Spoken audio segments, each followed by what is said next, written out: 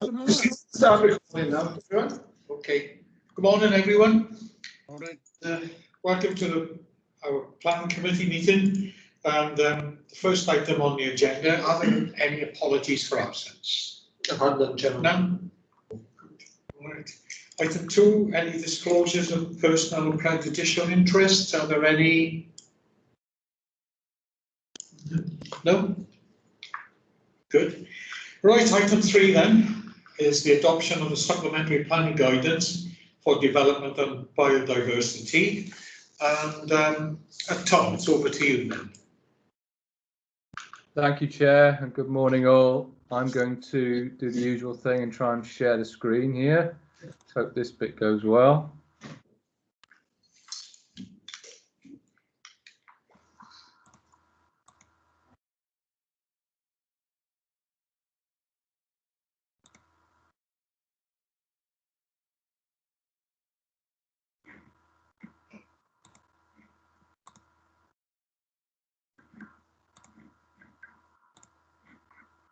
I don't know whether that has working actually. Right. Can you see my? Can you see the presentation? Not yet.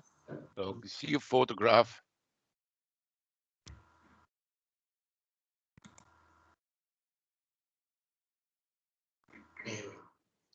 There we are. That's good. How's that? Yeah, good. Okay, good. Sorry about that. So, members will be aware that since adoption of the Swansea LDP in 2019, officers have been working on bringing forward a variety of documents to provide that supplementary planning guidance to the policies of the plan. I mentioned to members at a meeting earlier on this month, actually, that I'd be bringing forward some documents in draft form for approval to carry out consultation, and you've seen some of those, but that also I'd be bringing forward some documents in their final versions and to seek approval from members for these to be adopted as formal planning guidance. And the two documents presented today are examples of those in their final form and subject to final sort of factual formatting updates. When members are asked to the vote, it will be to approve these such that they become a material consideration for determining planning applications from that point. But I did just want to begin with a quick reminder of the hierarchy of policy and guidance in Wales, because there has been, or there's about to be, an important change in respect of national policy here. Welsh Government obviously sets the overarching planning context through national policies and the strategy set out in PPW. But you can see here on the slide this reference to Future Wales, which some will may have heard of, but this is about to be published in the coming days, certainly this week, and that provides the first ever national development plan for the country, and it will have the same status then as the local plan, as the LDP in decision making. So that is the framework. We've got those two sitting at the national level, and then as we know, the local development plan has been adopted below it, where we set out as a council how we interpret the national framework and how we apply those at the national context, and what the priorities are for Swansea, and how we relate to our own evidence base. And then we've got SPG, which I'm going to present to you today. There's the two documents. They sit underneath that. They're not producing new policies themselves, but what they are doing is setting out how the policies within the LDP and the framework set out at national level will be is best sort of interpreted by decision makers and by applicants. So the first one on the agenda, as you know, is this SPG on development and biodiversity. Just quickly, the background to this document was something we explained when the consultation draft was presented, that there's been quite a change in terms of the national framework at the legislative level and also within Planning Policy Wales. Things like the Wellbeing Future Generations Act, the Environment Act is bestowing a particular requirement and duty on councils and governments now, on everyone really involved in the process, to maintain and enhance biodiversity. And we've got these sorts of key terms increasingly flying around now, becoming part of the planning parlance. Biodiversity enhancement, green infrastructure, you'd have heard, ecosystem resilience, and that term nature-based solutions to planning issues and planning constraints. So what we've got is a need for clear guidance to be set out to interpret all of this, clear guidance at the local level, and that's for everyone involved in the process. It's that real sort of one council approach internally in terms of us corporately. The document's been produced across disciplines, involvement of forward planners, development management officers, ecologists, drainage officer. It's this is a cross-cutting theme, and it's important that everyone involved is sort of signed up to this this new guidance. But I would say, as well as what's happening at the national level, it's obviously an important issue for us in Swansea. We have a very high quality natural environment. Over half of the county's area is of significant ecological importance. A number of them protected by international and national designations, and it goes beyond that. It's not just about those that are protected. We've got rich biodiversity in all sorts of area, and 80% of the total land area of the county is covered by the natural environment. So this is clearly an important thing that we set out early on in the life of the LDP, so that developers know what they need to do in terms of meeting these requirements. And these requirements are essentially about making sure that there is no significant loss of habitats and species, and providing a proportionate net benefit for biodiversity and promoting the resilience of ecosystems. That is all set out in adopted plan policy. I've quoted the reference numbers there. ER9 is about ecological networks and features of importance of biodiversity, but you've also got ER6 and 8, which relate to habitats and species. So the requirement is there, as I've said, it's set out in national policy and set out in the LDP. But what we need to do and have needed to do is produce this document so that we are helping those who are trying to interpret the plan to understand, well, what can they do, what actions can they do, and is required of them as a developer in order to meet the requirements and to achieve those two main aims there that I've highlighted in red.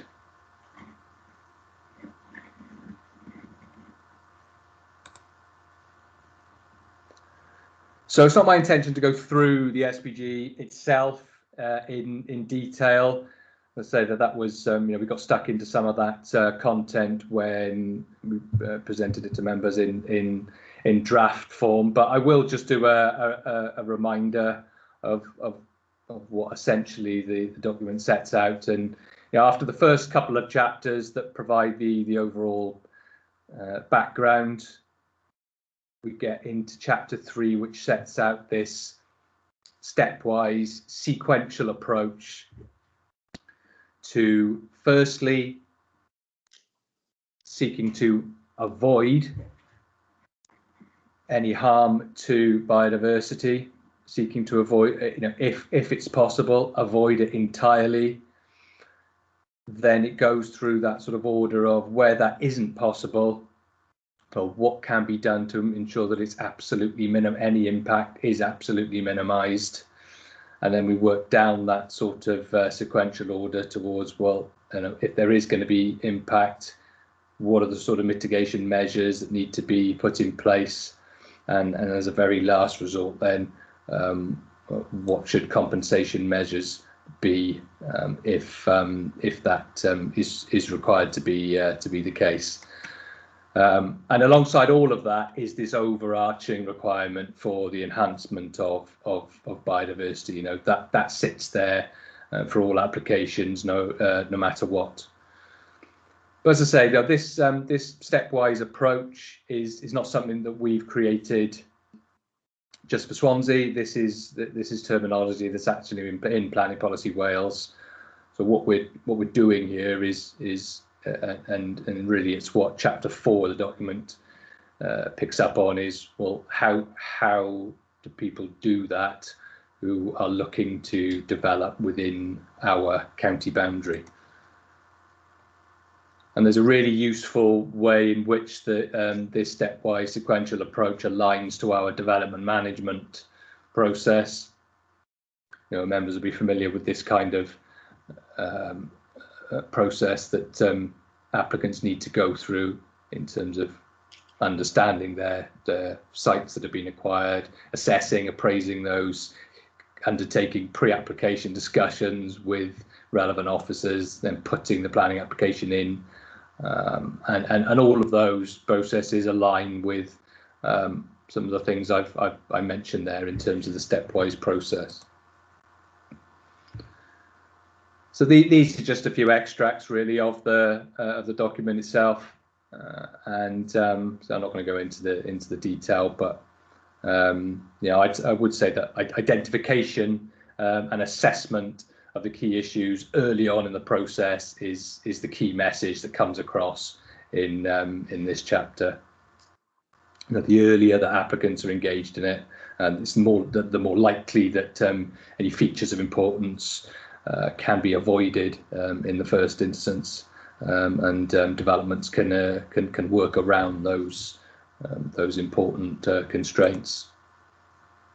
And then there's these other chapters on mitigation and compensation, and again, you know, it gets into the detail of, well, what should actually be done in the way of process and in the way of, you know, carrying out surveys and designing the development, what should be done in order to make sure that these requirements are met. And if you follow the first steps that I highlighted there, then, you know, really there should be no net loss biodiversity,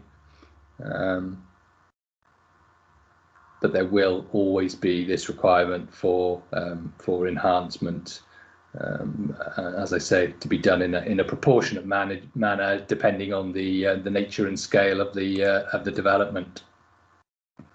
And there's a section on the what's required to ensure that anything that is proposed to be implemented is in fact carried out, and that the enhancement and the net benefit is achieved over time. So just finally, in terms of a few slides on the content, you know, integrating biodiversity is done at all different scales, and I think this is a useful example really to illustrate how it can be implemented at the street scale. This obviously applies to the bigger scale projects. Some of the stuff that we are talking about with wide range of developers at the moment, we've got large residential schemes that are being proposed, and some of which have already been consented, and you know, some of these things won't be a surprise to members, and when you've seen some of the content of planning applications that have been presented to you over the last few months, and certainly they will be presented to you over the coming months on some of the larger scale schemes that we've been working on. But it doesn't just apply to that sort of street scale. It's on the individual building and plot level as well. And again, there's a range of scales, even when it comes to individual plots and buildings. As you can see, I think members will recall the project at the top there off Oxford Street. A fine example of the integration of green roofs and biolific living, but you've also got right down to the smallest scale of individual bricks that can achieve something in terms of providing space for nature, and with the Swift bricks and bat boxes, and even a little hedgehog highway there. You can see, making sure that when fences are implemented, that there's a little pathway through for our spiky friends there. So the public and stakeholder consultation was carried out, as we'd envisaged that it was going to, and even with the challenges of COVID, we managed to really get the message out there. Held a lot of stakeholder engagement workshops, and I've set out there a range of targeted consultation methods that we used. Say all of it done digitally, really, because of the COVID restrictions. But we were quite pleased with how many people and sectors we were able to engage with. And then we had the representations that came in. The appendix to the report sets out the separate SPG consultation report, and all the comments and responses that were received have been appraised and responded to, and all, as I say, all of those are set out within that separate appendix. So the main issues that arose from that process, I've set out in paragraphs 4.6 to 4.8 of the committee report. These are grouped under the subheadings of the sort of sections of the document that they relate to. I think the best way to summarise it is that there was a mixture of helpful comment provided to us, highlighting bits that, where there may be some factual errors and so on. There were some concerns about the content and the whole approach of the SPG, as well as others providing support for its content and its whole approach. So we did have the full range of comments provided. I've set out some of those on the slide there.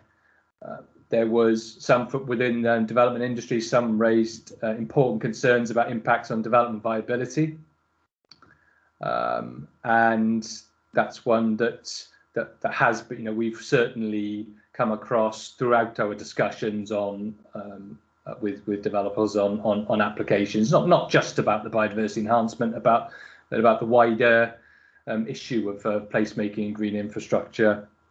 It is a real issue, obviously, for the industry, but there shouldn't. The important thing is there shouldn't necessarily be any significant increase in costs for applicants. I emphasise this issue of proportionality when it comes to the size of developments. The smallest scale stuff is not going to be required to undertake onerous works to achieve this requirement. And when it comes to the larger scale schemes, the whole ethos of the SPG is all about encouraging and setting out how early engagement with ourselves within the council can ensure that all of this stuff can be integrated at the early stage, offering the chance to actually save developers on unnecessary costs incurred by having to undo things in an advanced stage of the process. Let's build it in early on. But there's just a few other points highlighted there. Picked up some inconsistencies of terminology, which we've addressed, and as I say, that there was various support put forward for the approach taken as well. So in the final version that's being presented to you for adoption now, which is attached to the committee report, there are some amendments to the previous draft.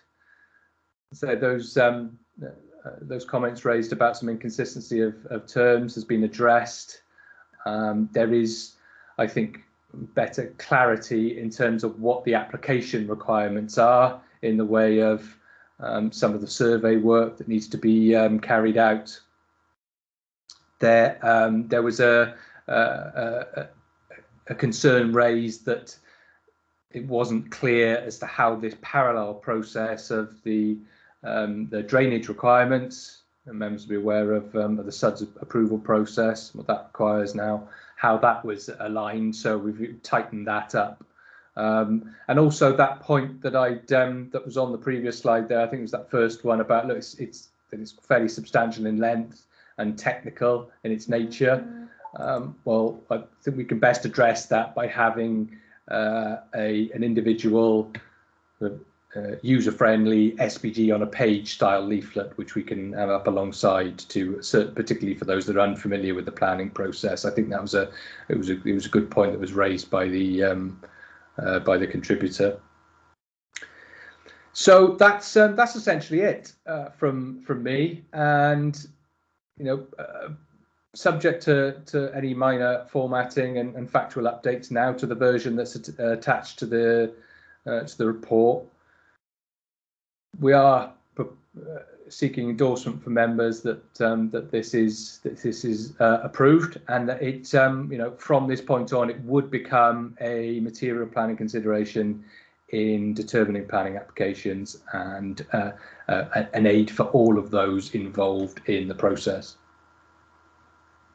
Okay, thank you very much. I got three hands. The first one. What's wrong?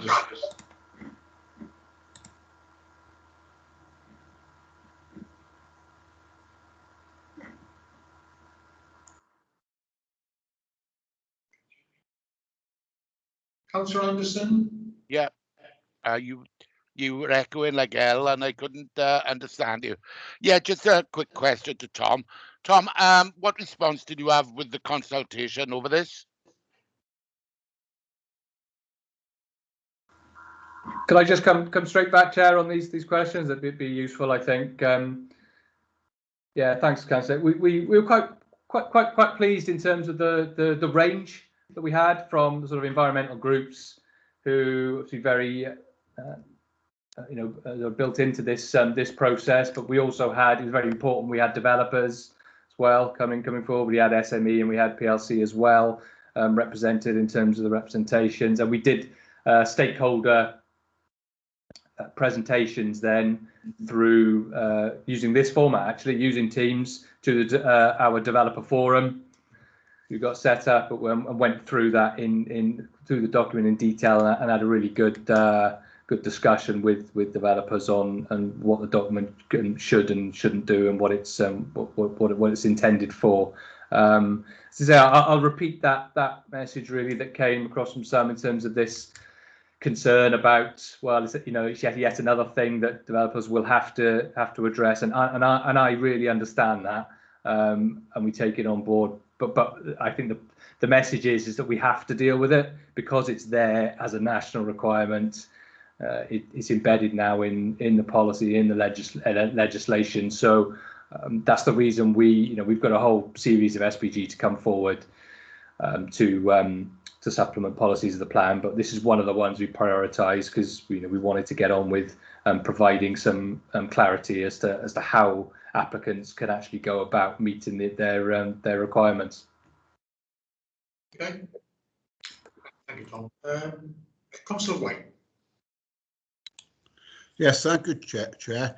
For me, 2 points. Tom, in part of the consultation, obviously was flagged up, especially with the small and medium developers, regarding increasing costs. really, I think what the concern is, obviously, if there's additional costs, it's probably going to go on to the people that will probably sell the properties to. But also, what I would like to query really, would this now be detrimental to our target of having to reach 17,000 additional properties, which have been set over the Welsh Government, and also, would it affect the target of our affordable housing being provided within these developments? That's the first point, Tom. And on the second point, in regards to the Environmental Act, Section 7, because of the importance of this now, because of the biodiversity involved, will this be explained to developers, or will it be provided with a section to make sure that they fully comply with what's required? Because, as you know, in the past we have had instances where some work have already been carried out on sites, and then you're sort of trying to catch up. But if I could have some clarification on that, Tom, that's in on page 74 and the paragraph 2.24. That's fine. Okay, thanks, Councillor White. Yeah, the first point is this one about viability and what are the implications of that? And I think you're right. It's not just a case of concerns about development not coming forward, where viability is, unacceptably compromised. It's about, well, if it comes forward, will there be a justification then for reducing contributions in other areas, sector 1 contributions, or as the point, the example you raised about delivery of affordable housing. But I'm confident that what we've set out within the guidance is not about increasing costs, and it's not that this SPG itself, it doesn't have a direct link to increased costs for developers in that sense. As I say, what it's doing is recognising that there is a national framework in place. Anyone that's involved in the planning process has to address these requirements, whether or not we've got this SPG, and they'd have to do it within any local authority within Wales. The purpose of having this is to help developers, and is to help them understand, well, how can they address these requirements and meet these duties within the planning process. And as I say, what I'm pleased about is that we're able to actually have a document that saves them time and potentially costs by realizing these issues too late in the process. And if that is, if it is too far down the line, well, they'll still be required to meet these requirements. So they'll have ourselves and the planning authority or other colleagues saying, well, your development's progressed so this far, and yet XYZ has not been met. So you've got to undo this stuff, and we've got to go back to the drawing board on certain aspects, and that's an unnecessary cost. And that's exactly what this is all about, really, is about setting up the how the process, the planning process within Swansea will, if it's followed, if the stepwise approach is followed through the development management process, then this overall requirement of achieving enhancement can be met.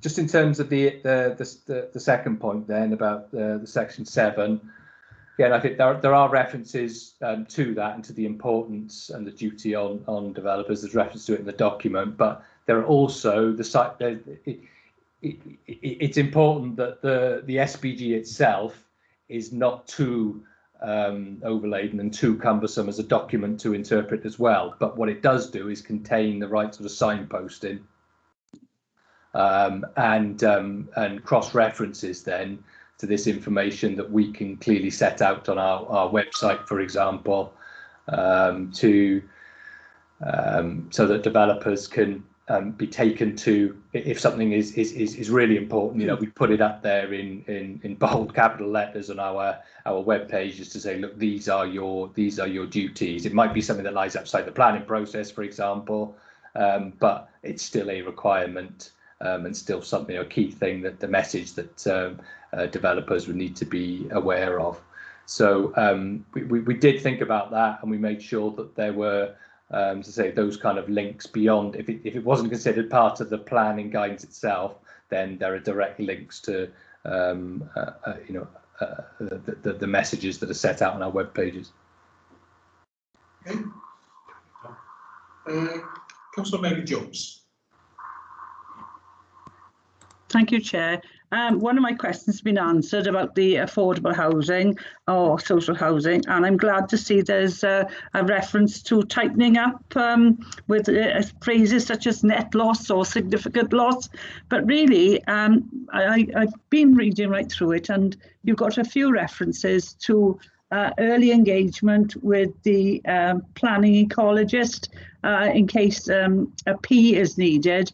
I know it's on page 97, which is in the document itself, or page 38, and it's also referenced again on page 82 that I found. I'm wondering if, because of the duty, have we got enough capacity for the ecologist to be able to do all this work? And you've just mentioned something else that is brought to mind. This, Tom, thank you, is a very, very prescriptive document.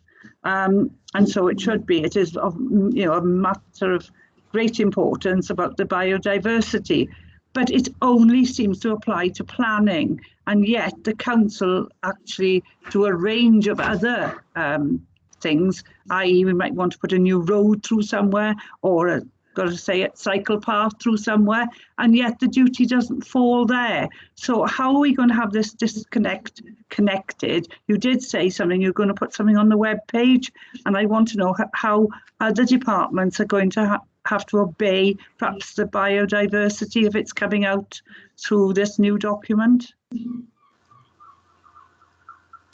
Yeah, that's thanks, Councillor. That is this important point about making sure that this document, because it's planning guidance, it can only deal with matters that are related to the development process, matters that relate to what needs planning permission.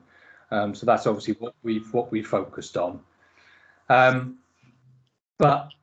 what I was keen to do was to make sure that there were some cross references in there to the work that we do more corporately, creating a Section 6 plan, which we are, as a council, other sections are doing, and those that use the document can have those kind of cross references to the work that we do as a council. And we've got, as you say, other departments when we're doing, whether it's you mentioned highways, or whether it's through drainage, so on. All of these overlap with issues of providing green infrastructure and achieving biodiversity as one of the multifunctional benefits of green infrastructure.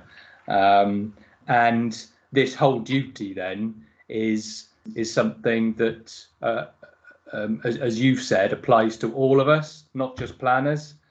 So there are principles within the guidance that definitely are apply to what we do cross-departmentally, but it was important that this document itself relates specifically to the planning process and to what requires planning permission.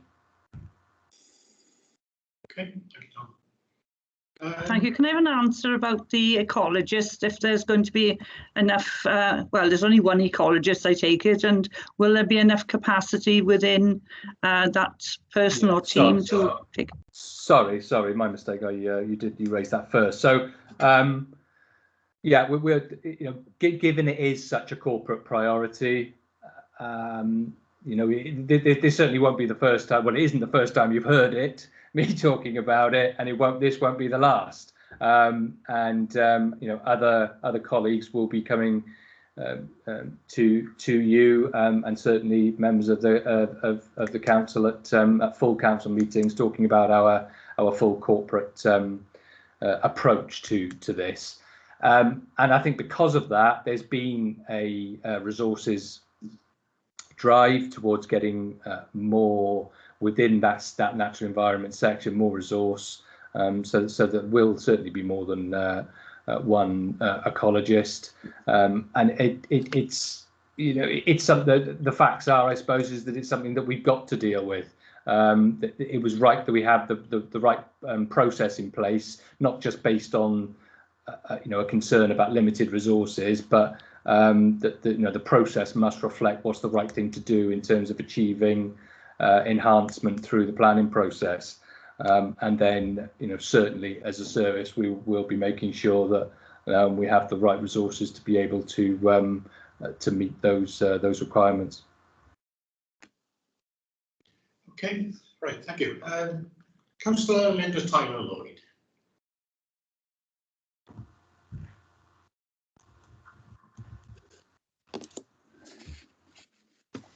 Yeah. Thank you, Chairman. Every meeting I go to, they're talking about co-production. And I'm just thinking now about whenever I go on a site visit and we look at a planning application, if you bring in anything like a flooding or drainage, they always say to me, oh, this is a planning issue. We're only discussing the planning issue at the moment. So I'm wondering if will there be enforcement and proper enforcement as the application goes along? Because I'm thinking now, I've got a problem in Blackpill at a car park, and it's not the way it's supposed to be, and there doesn't seem it's gone on for months, and I'm trying to get enforcement to go back to the planners and see the way the planning should be in the car park. So my question really is, as these I think it's a wonderful document, but I agree with Mary in a lot of what she said, and I just wondered, as it goes along, will it be monitored and be carefully watched? Thank you. Thank you. Yeah, thanks, Councillor. That's a really important point as well, and this all comes under the management process. As part of that sort of stepwise approach that I set out, we've got to be confident then, as a planning authority, as a council, that we are managing over time what has been required of a development, as you say.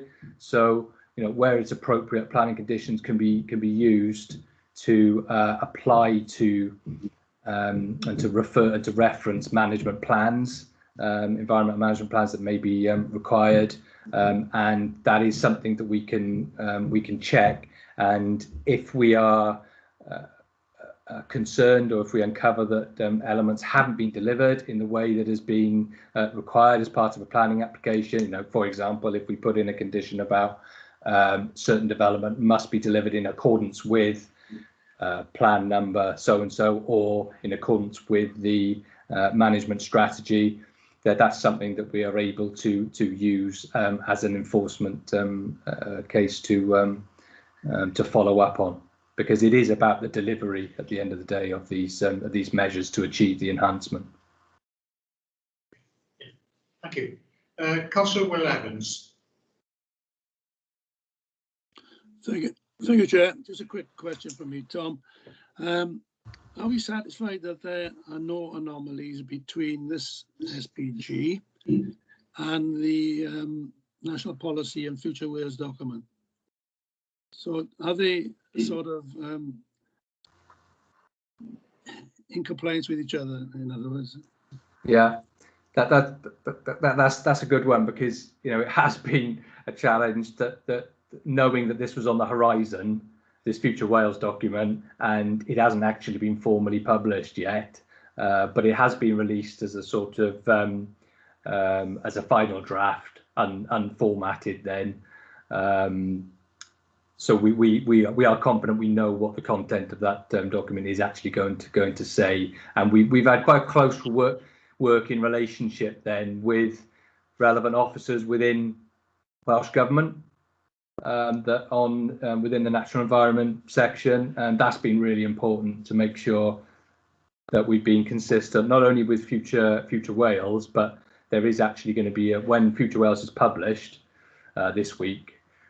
We've also recently been informed that there's going to be a new edition of Planning Policy Wales as well. So again, we're confident that we're in, having spoken to the right people, that we're in compliance with both of those and aligned in terms of the terminology used. Okay, fine. Thank you. Last time there's Councillor Richard Lewis.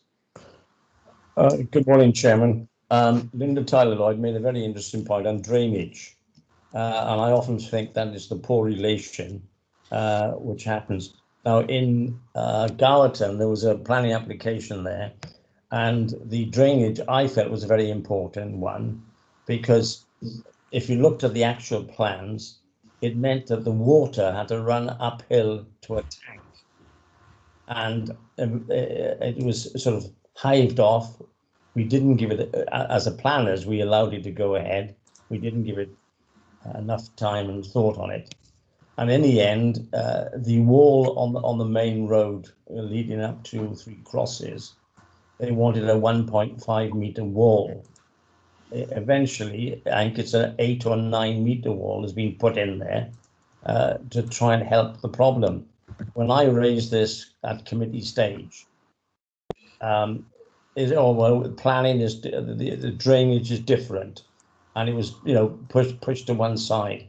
Now, at the end of the day, if I've had it I had it in Horton as well, where the drainage was a separate issue. And because of the work that was done there were a number of properties surrounding this that were flooded quite often. Now, if you're going to give planning consent, if you're not going to take on the seriousness of flooding, whatever, it should not be hived off. Oh, it's not our problem. That is for drainage, a little way down the road. I just think that all we're doing is it's easier, and that's all. You give it planning consent. It's social housing, fine, excellent. I mean, I'm lucky to have the ones in Scourge, excellent, top range there. But and I think that as far as I'm concerned, it's no good hiving it off to the planners. They've never ever come back to me on the planning. And on this one in Gowerton, to be honest with you, the way they designed the drainage and tanks, they had an overflow tank, but the only problem was the water had to flow uphill. To me, it's almost like a cartoon, and I'm just, we still aren't tackling it. Thank you, Chairman. Thank you. Yeah, thanks, Councillor. I think I'd just return to this point about the importance of a one council approach, and that we haven't undertaken production of this document on the basis of the planning authority on our own, and that was important to do because, as I mentioned, this is a theme that has cross-cutting, cross-disciplinary implications in terms of the drainage issues, in terms of our highway adoption requirements, as well as all the planning requirements. So, the Drainage Act has requirements for biodiversity. It's something that this new SAB process has to address. It's set out in that separate SAB legislation, as well as being within the Environment Act and in that legislation. So again, it's just the realities. It's the realities of what the new legislative framework requires of us as a council. So we need to do something about it in terms of having some local adopted, approved guidance to be able to interpret the national requirements and interpret the planning policies. Yeah, thank you. I've got no other hands. Chair, can I come in? I can't raise my hand for some reason. Okay. Yeah. Thank you. Yeah. Whilst I agree with the policy overall, I'm a little bit concerned as to where we have development land and it has species and plants and fauna on the land. Will these species be removed or moved to a different position, or because they have these indigenous animals or plants on them, will this land then become undevelopable? It's, you know, we only got a certain amount of land that we can develop within the city and within the boundaries of the county, but I just want to be assured that this policy is not going to sort of tie our hands for future developments, as Councillor Mike White indicated earlier. Could you go into a little bit more detail with how the process will work, and will the land still be able to be used if there are indigenous species of plant and animal wild on that piece of land? I don't know if Tom will come back to me. Thank you, Chair. Thank you. Yeah, I certainly. I think it's a really good good question, because it gets to the heart of this sequential, stepwise process that we're required to follow from set out in PPW, and people have been struggling a bit with to make sense of it. Well, how can that be done? How does that relate to, for example, allocations that are made at the local level?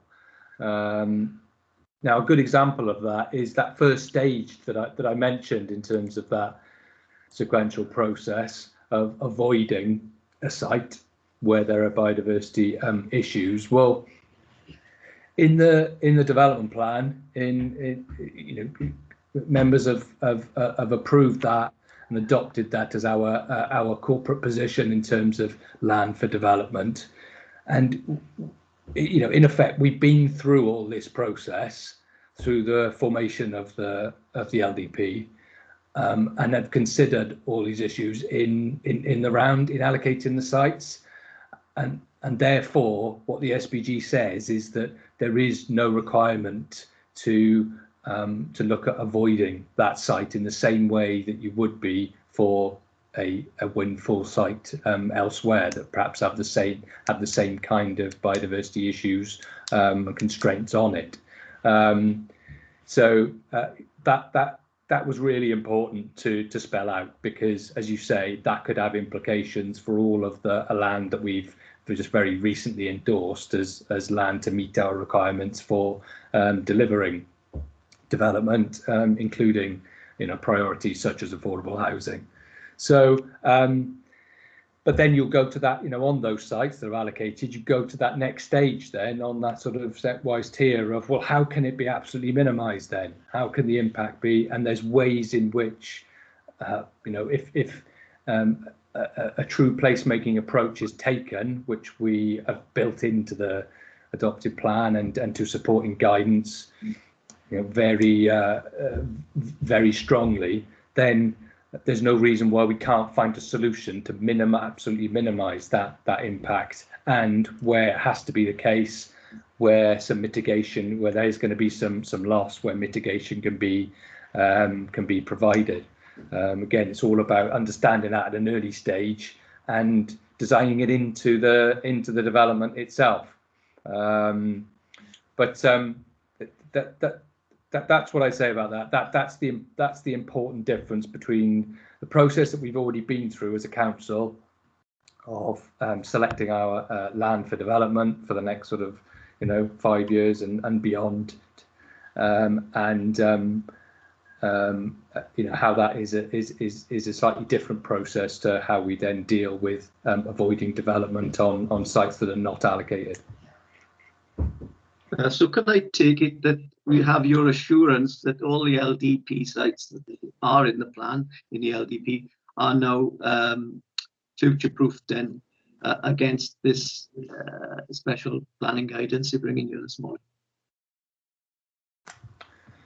Yeah, so when it comes to individual applications, obviously we've got to deal with the facts that present themselves there and then at the time, and the most up-to-date surveys that will be carried out to inform a planning application will inform the response on that planning application at the time. For example, at the extreme end, if that survey found a certain protected species that requires that we do not cause any significant harm to those, and that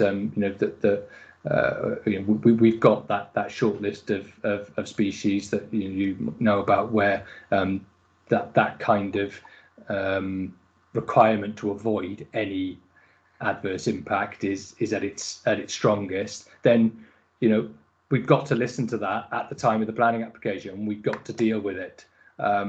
Those species weren't there on those sites potentially when they were allocated, but stuff does change over time. So I don't think there can ever be a guarantee that every site is the same, considered in the same and has the same features when they come forward for planning applications as they did at the time of allocation. But I think the important point is that there is a presumption that the land itself is suitable for development, having been allocated in the plan. So it would have to be, exceptional circumstances that shows that the material circumstances have changed over time, and that there is a particular matter, for example, as I say, a certain listed species that we must deal with that issue if it ever presented itself. Yeah, so if that, in a hypothetical situation, and that was to happen, and we had an application brought before us, our hands be tied up. We had to dismiss the application because of this guidance that you're bringing to us this morning. Well, no, I wouldn't go as far as saying that, because I think that all depends on how the application is addressing the issue, and there are ways of what the guidance does is set out the way in which the applicant can address the concern, address the measure, how it can be minimised on the site, or how potentially it can be mitigated and compensated for, and whether a part of the site would need to be avoided. It's quite difficult to sort of hypothesize too much, because we don't know how much of a site would be affected. But there are mechanisms, there are ways for an application to address new constraints as they present themselves on a site. We start from the principle of we've accepted that sustainable forms of a development will be appropriate on those allocated sites, and it's based on the surveys and the research that were done at the time. But as I say, things do change over time, and we always have to address that. It's not just about biodiversity. You can other constraints change over time. For example, flood risk. A site can become more prone to flood risk than it was at the time of allocation. 5, 6, 7, 8 years down the line, sometimes things change. So we've got to be aware of that. I think it would be the exception if that did occur on a site. But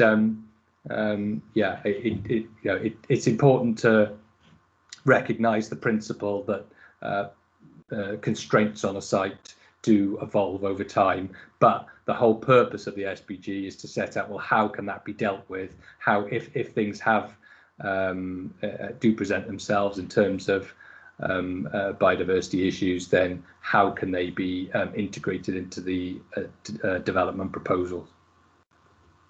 Thank you. Okay. All right, thank you. No other hands up now then.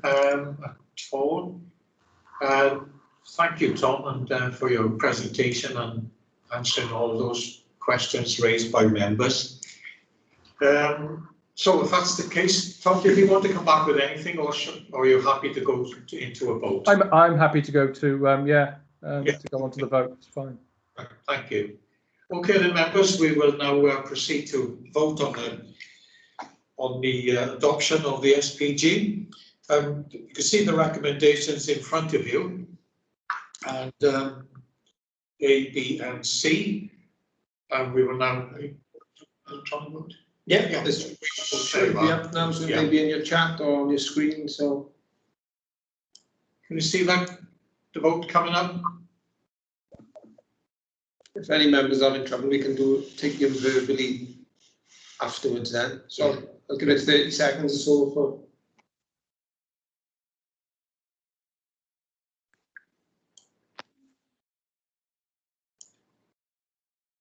Has everybody voted? No, not yet. Yes. Thank you, Mary. It disappeared very quickly, though. No. Yeah. I haven't voted yet because I didn't find it. So I got it in the chat. Can you put it back, please? It's Councillor Evans. it's still live, so Oh, right. Well, then. I haven't closed it yet. It went off the screen. Okay. Done it now. Thank you. Sorry? Yeah. Hang on. I've done it now, yeah.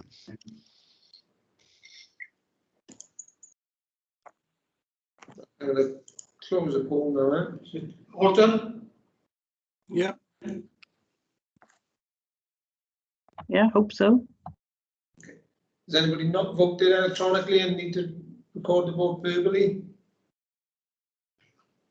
No, so Councillor Lloyd's for, so that's all agreed. All done. Thank you all.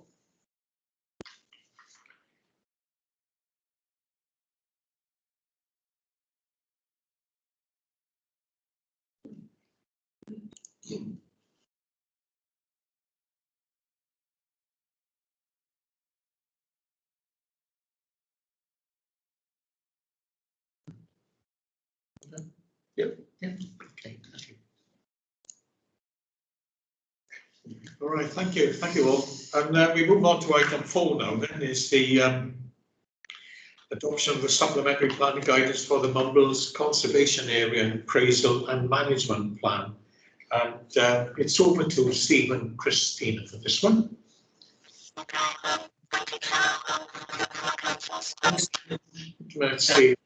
Steve is a problem now. No.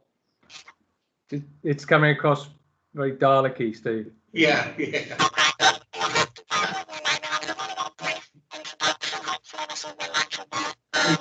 Can't hear you, Steve. No. You might need to take your earphones off. Can you use the laptop, Mike? Like a Dalek, isn't he? Can you hear me now? Okay. Yeah. Phew. Okay. Sorry about that. I don't know what happened there, but Sounded like you had a mouthful of helium. Okay. that's another one to well, yeah. Okay. Yeah. Just as an introduction, Christina's got the main presentation in a moment, but I would just sort of set the context. In total, there's 31 conservation areas in the city and county of Swansea, in rural and urban locations. We're talking built conservation areas now. Obviously, we've had the discussion on the previous item about biodiversity and natural environment, natural conservation maybe. This is now about built conservation. A conservation area is typically defined as an area of special architectural and historic interest. So some of the most special places that we know of, that are obviously key tourism destinations, as well as often key district centres as well. We have, as the placemaking and heritage team, been reviewing these conservation areas alongside other projects. So I say we've got 31 of them, and we're gradually working our way through, and they're fairly involved pieces of work. As you may recall, we have reviewed the Fenoni Conservation Area back in, I think, 2013. More recently, we reviewed the Morriston Conservation Area in 2017, and Mumbles is the latest conservation area to get the focus. It is a fascinating area. With many layers of history going right back to the potential Roman villa on the site of the church. You've got the castle, you've got the fishing village, you've got the Mumbles tram, you've got the Victorian kind of seaside suburb, lots and lots of layers there, and obviously a great place to live and visit. And all the things that, when we talk about well-being and natural environment and everything like that, and the seascape, so loads of fantastic things, and it needs to be well looked after as a place and recognized as a special architectural historic place. So there's an extensive covering report in your agenda pack, which outlines the review process that we've undertaken, which includes a significant proposed expansion of the conservation area boundary. It includes the outcomes from the public and stakeholder engagement. The main final document is also appended as well. So we're going to be summarizing that in the presentation today. And ultimately, this becomes a material planning consideration in determining planning applications. So that's all I'm going to say to introduce, and then I'm going to hand over to Christina to go through the presentation with the usual time for questions at the end. Thank you, Steve. I don't have a few issues here. Can you all see the presentation? Yeah, fantastic. Thank you. Good morning, councillors. So just a brief overview. This presentation will provide an overview of the conservation area review and the process we went through, and then I'll go over the content of the conservation area character appraisal and management plan. Just briefly, in terms of what a conservation area is, national legislation defines this as an area of special architectural or historic interest, the character or appearance of which it is desirable to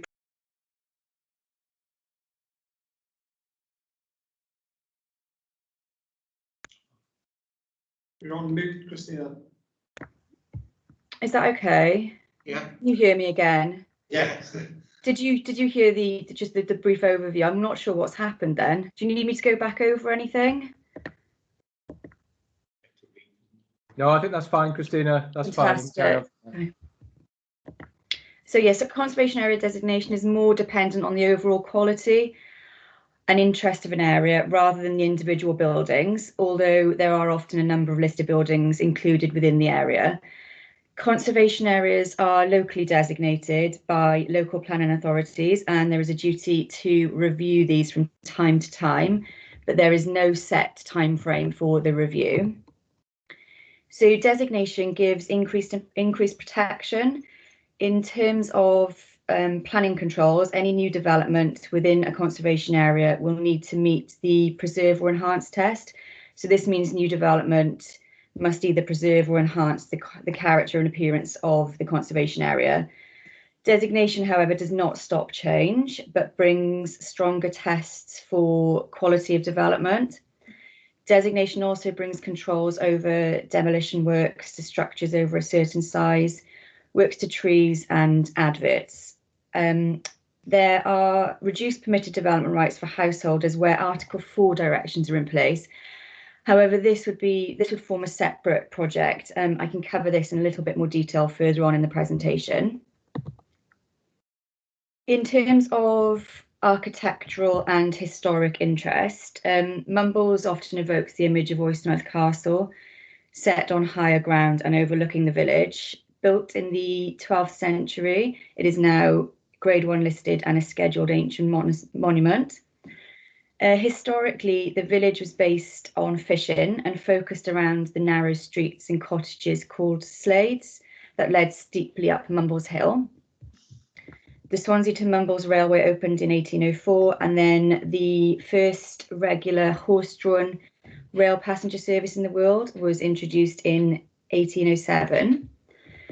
Mumbles saw a significant expansion during the Victorian years as a result of its unique location, transport links, and the growth of tourism, based primarily around the promenades, which still attracts many visitors to the area today.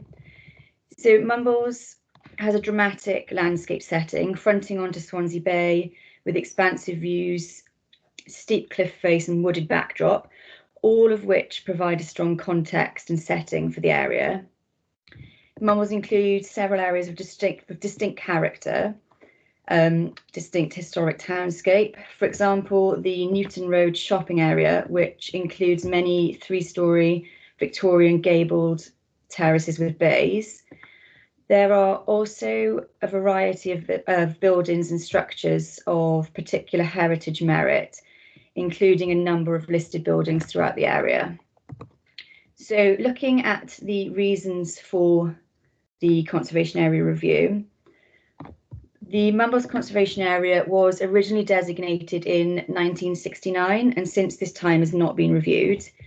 So there's a lack of current information available, just some informal notes which comprise a boundary plan and limited description. So there was a need to reassess the area in order to evaluate and record special interest. Importantly, the review allowed for the expansion of the conservation area to include areas which are considered to have a quality and historic interest equal to the areas already within the conservation area. The review also allows for the preparation of a management plan, which seeks to address negative features and provide recommendations for improvements and change. And it also allowed for greater controls over minor changes. So in order to be effective, a conservation area review needs to comprise two parts, one being a character appraisal, which is an up-to-date record of the character of buildings and spaces, including positive and negative features. So this is basically an assessment of what makes an area special. And two is a management plan, which includes a boundary review and indicates how the character of the area will be preserved and enhanced by a range of means, including guidance for new developments, management of the public realm, and potential Article 4 directions. So the draft document was approved for consultation by Planning Committee in April 2018, and a 6-week consultation period ran during May and June. This was extended for 4 weeks just to give people more time to respond. And an additional 6-week consultation was undertaken in January 2020. And this was to address comments made during the initial consultation relating to a further boundary expansion to include an area called the Northern Approach, which includes a long row of terraces along Mumbles Road, basically forming the gateway to Mumbles. We undertook various consultation methods. We had a dedicated webpage on the council, there was emails to stakeholders, a significant amount of posters were put up throughout the area and some press releases. In addition, we carried out some well-responded to consultation events in the area, and in total, there were over 200 individual respondents provided comments to this consultation, which was considered very successful. The majority of comments received were supportive of the expanded conservation area. As mentioned, there was strong support for the further expansion of the boundary to include the Northern Seafront Approach. A majority of respondents were also supportive of the character areas identified, and the preparation of a management plan was also supported. There was interest in what protection could be given to commercial units on Newton Road, in particular in terms of restoration and enhancement works. And some respondents also raised concerns about unsympathetic alterations which have been undertaken to residential properties in the area. And it's acknowledged the cumulative impact of which can erode the character and appearance of the street scene. Respondents also suggested that public realm improvements were needed in the area, and a number of respondents queried why certain areas, such as the pier, Mumbles Headland or Underhill Park, were not included. For reference, each of these areas is protected in its own right, either being listed designated nature reserve or protected by parks and recreational land planning policy. And then just looking in terms of the outcomes of the review, the first was the proposed boundary amendments to recognise additional areas of historic value and interest, with the expanded conservation area boundary more than doubling in its size. The second was the preparation of character area information, and thirdly, the creation of a management plan to guide future development. Fundamentally, the aim of the character area appraisals and management plan is to provide guidance to ensure the protection and enhancement of the built heritage of the area. Looking at the areas added, so each of these areas are considered to have a character and quality equal to areas already within the conservation area. So number one, for example, we've got Oystermouth Castle area. This includes the castle associated grounds and Castle Avenue. 2 is the Newton Road commercial area. 3, the residential terraces. 4 is Overland Road. 5, Mumbles Road near the junction with Newton Road. And then 6 is the northern seafront approach. So this map provides a helpful illustration, clearly showing the size of the expansion. So you can see it more than doubles in size. And this is to take into account those important areas of special character and historic interest. The existing conservation area boundary is seen outlined in red, and the blue shaded area is the expansion, which includes the areas just mentioned. So, for example, number 1 is the castle. 2, you've got Newton Road, the residential terraces, etc. Also, the small area highlighted in green to the bottom of the slide.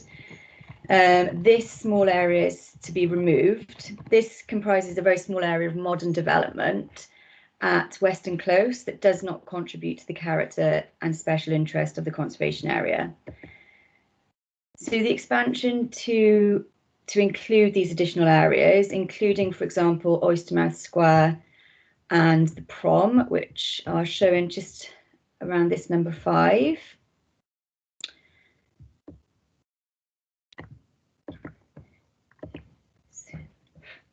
Sorry, just my connection. Can you still hear me okay? Yeah, good. So the expansion of the conservation area to include these areas I've just touched upon brings into play the statutory preserve or enhance test, but importantly does not stop change, and it does not necessarily require traditional designs, but does require a high quality of development that responds to the context. This would be the expectation in any case under LDP placemaking policies. So some recent examples of good quality developments that achieve these standards include the Tivoli and the former British Legion Club, which is now M&S. So these went through the planning process outside the conservation area, but still clearly have qualities that respond to the content and enhance the conservation area. So then the character appraisal section of the document, this provides a review of components and attributes of the character, which create a sense of place and identity. This recognises 7 distinct character areas within the expanded conservation area boundary. So this slide shows these 7 character areas. Again, we've got some we've touched on previously, the seafront, Newton Road, the residential terraces. Also, for example, number 7, that's the wooded hill slopes. The division into these character areas makes it easier to distinguish between the distinct parts of the conservation area. Each character area appraisal includes a description of key characteristics and also provides guidance to inform day-to-day development management decisions, and can be referenced in planning reports. So each character area includes a brief character appraisal, which summarises typical content, for example, the main development forms, their layouts, and the details that need to be respected in that area. It also identifies positive and negative features within the specific character area. So each area also includes an area plan, which identifies positive and negative buildings. So on the slide is an extract from the Newton Road character area appraisal. The area plans are marked up to highlight notable buildings or of historic and architectural interest.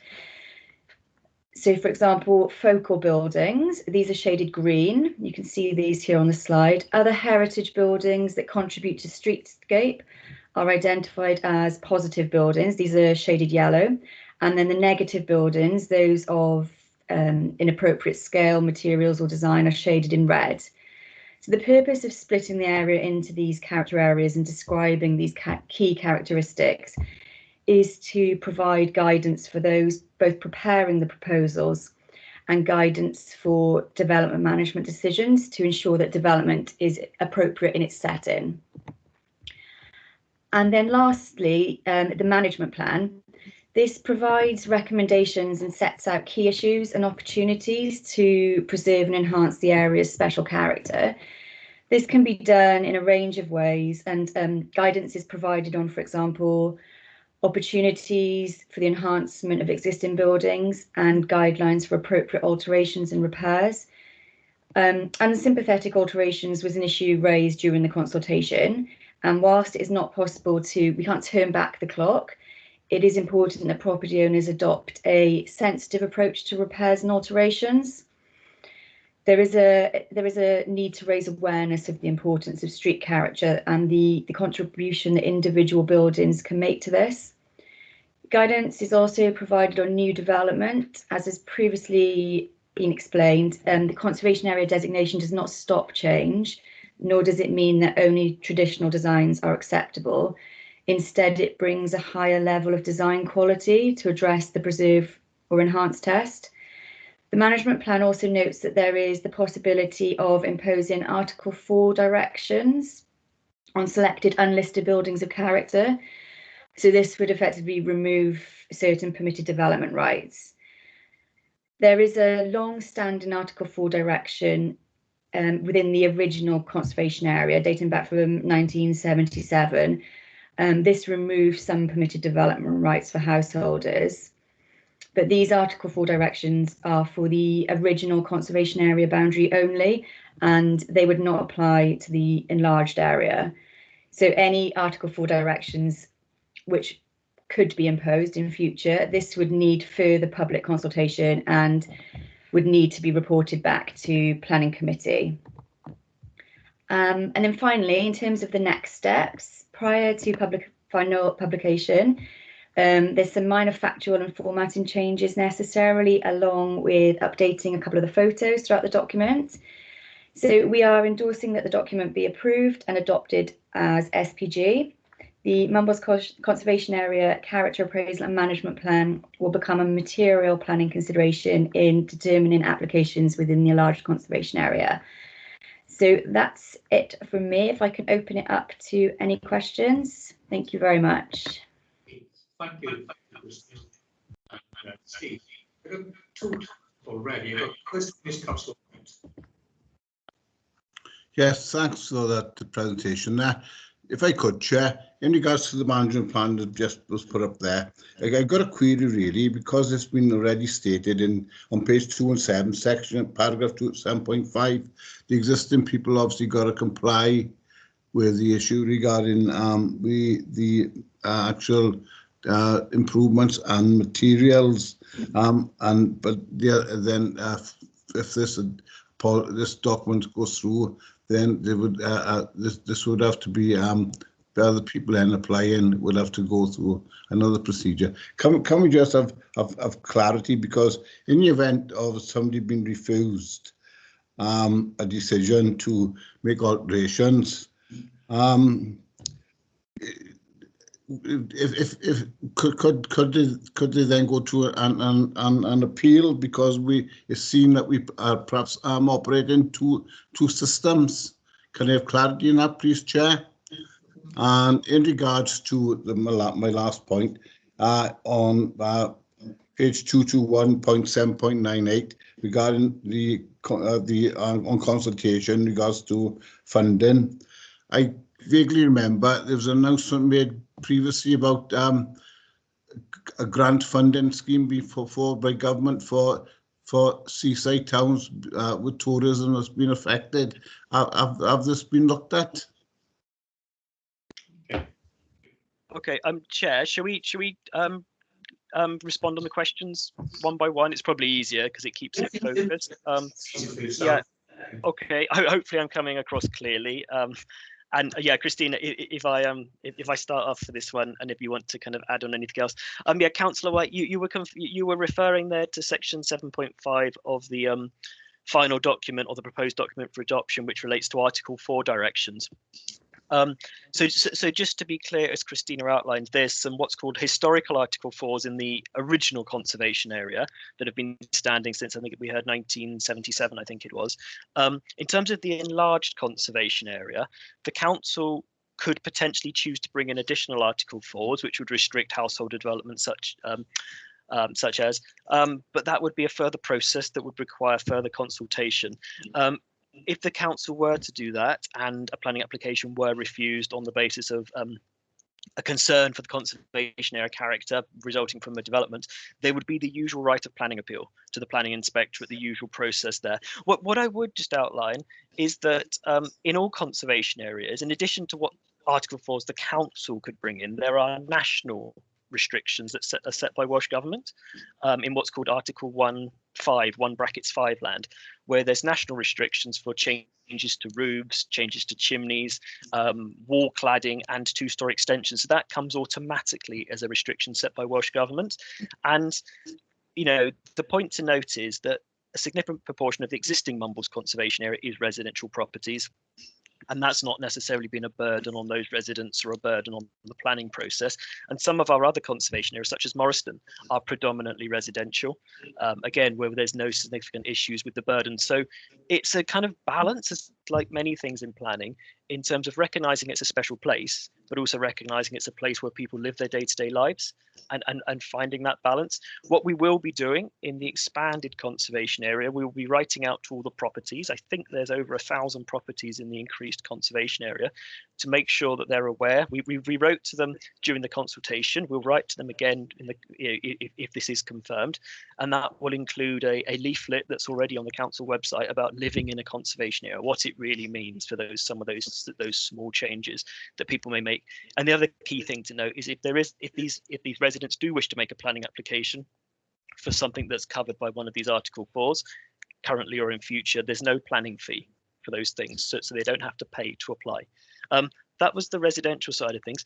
I think the other section you mentioned was section 7.18, which I think was around commercial properties.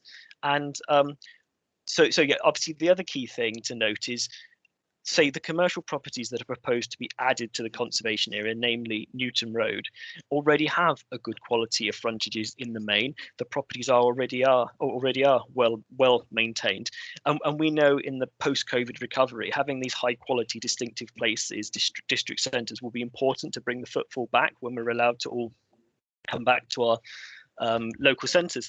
And we do know that the external funding team of the council is liaising with Welsh Government about a potential future funding regime for these district centres. So I don't know if it's specifically for seaside towns or for district centres across, you know, settlements in Wales, but there's definitely something that's being looked at for funding support for these properties, if businesses are, you know, keen to invest. So hopefully that answers your questions. Okay. Thank you. Thank you both. Next is Councillor Mike Lewis. Yeah, I don't know if this is for Christina or Steve. Just one point. I note from the presentation you alluded to fewer advertisements. Does this include shop signs? I'm particularly concerned about the effect this will have, if it does, on the shops in the Newton Road area. So I don't know if you can expand on that a little for me. Thank you, Chair. Okay, sure. Yeah. The established character of the Newton Road commercial area is as a commercial shop series of frontages. So those businesses obviously require advertisement. What the restrictions may limit is what might seem as like a proliferation of signage in some instances if there's too many signs on a building. And certainly there's more restriction around how signs are illuminated. Typically signage in conservation area is what's called externally illuminated rather than sort of the traditional, or maybe not traditional anymore, sort of the 1980s backlit fascias. So there's a bit more emphasis on character and quality. The other thing as well is there may be restrictions that come through this in terms of lots of lettings boards, those sorts of advertisements as well, which cumulatively can feature in a street scene. But no, we certainly wouldn't want to make it harder for the properties to trade, but it's just recognizing that it's part of a high quality street scene, which is the objective for a district centre. Right. Thank you. Councillor Des Thomas. Thank you, Chair. Yeah, thank you both for your presentation. Very interesting. As you say at the outset, it's a wonderful place to live. People are very fortunate to live in this area. Couple of points, if I may. I would have liked to have seen the area take in the strip of land between the West Cross Hotel and the Mumbles, the strip of land between the highway and the promenade. There's a lot of pressure on that strip of land to develop, and it would be sad to see the character lost there. If people had their way, we would end up with a full strip of development which would block off the backland there. A couple of other points. We discussed non-invasive species in the previous report. Well, there's I think it's called Spartina grass in the bay north of the conservation area at West Cross and Blackbill foreshore. It wouldn't be welcome, I don't think, if that expanded down into the Oystermouth area. I think we should watch that carefully, that doesn't happen. I notice you've got the antelope, the old antelope in one of your pictures, one of the photographs in the development. Whilst I think this document is for future development, how strong can we use it for past development and places like the Antelope, which is just not having any work done on it for a couple of years, probably complying with its planning application of beginning work soon, but then, it becomes an eyesore. So what strength does this guideline give us on past development or current development that is there? Thank you. Okay, thank you, Councillor Thomas. Christina, do you want to cover the comment about expanding the? I think further north, you were saying, Councillor Thomas, yes, down towards West Cross Inn, along the sort of the green frontage where there's no development currently. Yeah, Christina, well, no, it's the strip of land between the highway and the promenade where there is a strip of development with gaps in between, yeah, okay. But there are pressure to fill those gaps in. Okay. I think I'll start, and then if Steve wants to expand on any points, I think in terms of the expansion to the boundary, it has to be areas that are considered of a character or historic interest in relation to Mumbles. So I'm not sure how tightly related those areas are to the historic kind of core of Mumbles. I appreciate it's an open expanse there, and there's pressure for development, but I'm not sure whether we could expand the Mumbles conservation area boundary any further than kind of what is being proposed at present. Okay, so if I could, some of the cottages there are the old fishermen's cottages built with virtually no foundations, just built on sand. So they are part of the old Mumbles. Okay, thank you. Thank you, Councillor. Okay. In terms of your other two questions there, Councillor Thomas, yes, obviously this is a built conservation document, and any sort of species that might be considered to be inappropriate for future developments will be picked up through the development management. It kind of links to the biodiversity SPG we heard earlier, and making sure that planting plans don't have species that might be, the wrong things in certain locations. So obviously I don't know the sort of detail of Spartina grass, but if that is something that shouldn't be repeated, that should be picked up through that planning condition process there. And you mentioned the antelope, which is obviously this document's a point in time. And as we outlined before, the consultation started back in 2018 and the progress on the antelope has been slow. I am aware that, I'm just thinking, sometime last year we discharged planning conditions to agree all the windows and the various reinstatements going on there. So they are gradually progressing it, and we are working through the condition process. There is, you know, within any area, not just a conservation area, there is the option of planning powers called a Section 215 notice, which is a development that negatively affects the visual amenity of an area. And it's just a case of working with the owners as much as possible. So hopefully you can still, hopefully you can still hear me. So yeah, it's working with them, but being aware that sometimes these things stall. But on the other hand, the antelope does seem to be progressing, and obviously at this last year or so, we've been in the middle of a global pandemic, and maybe lots of projects haven't happened as quickly as we would all like. And it's looking at the sort of the post-COVID recovery. Ultimately, that's a fantastic location in terms of Mumbles, looking onto Southend Gardens there, and that antelope should come back to life soon. And I know that's the intention of the owner there, to finish off that project. But we have to keep our eyes open, and there might be this option, as you know, of these Section 215 powers, which would be flagged via the planning enforcement process. Okay, thank you. Yeah. No one else wishes to speak? Okay, well, did you want to come back with anything, Stephen and Christina, or are you happy to? No, I think that's it, Christina. Oh, no, I'm happy. Councillor Tyler Lloyd? Yes, I can just see that member. Is it Tyler Lloyd, Councillor? This has probably got nothing to do with what we're talking about, but I just want to make the point. We're talking about a conservation area, and I mean, it's so special. Mumbles is a draw, as everybody knows, but I've been on the community council, and it's been a headache which we can't sort of solve the problem. I wish we could see it all as a conservation area cleaner.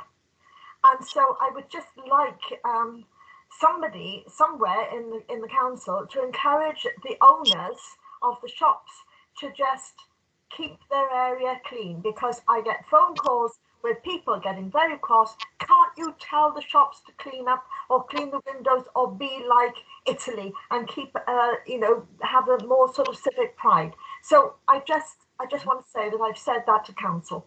Thank you. Thank you for that. Stephen and Christine, did you want to come back with anything, or were you?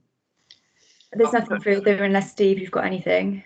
No. The only thing, just last thing there, in response to the comment made by Councillor Tyler Lloyd, is we have flagged there is scope in all of our conservationists and all of our communities in general.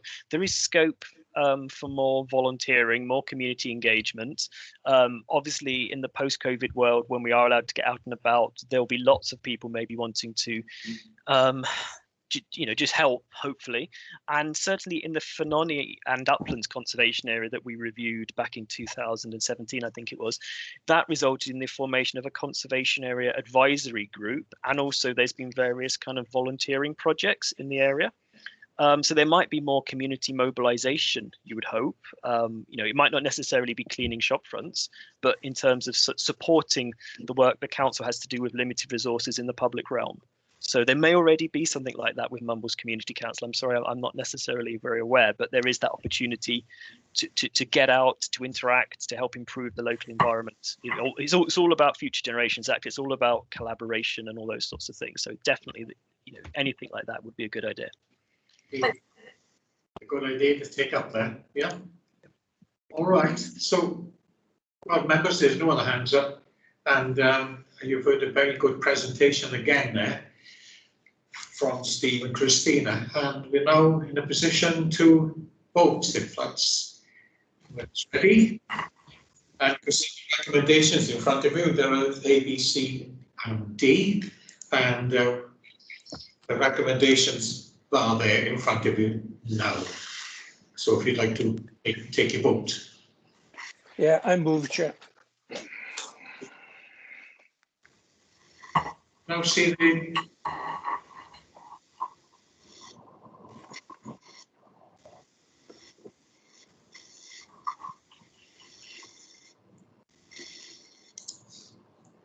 Has everybody voted okay? got the vote in front of you?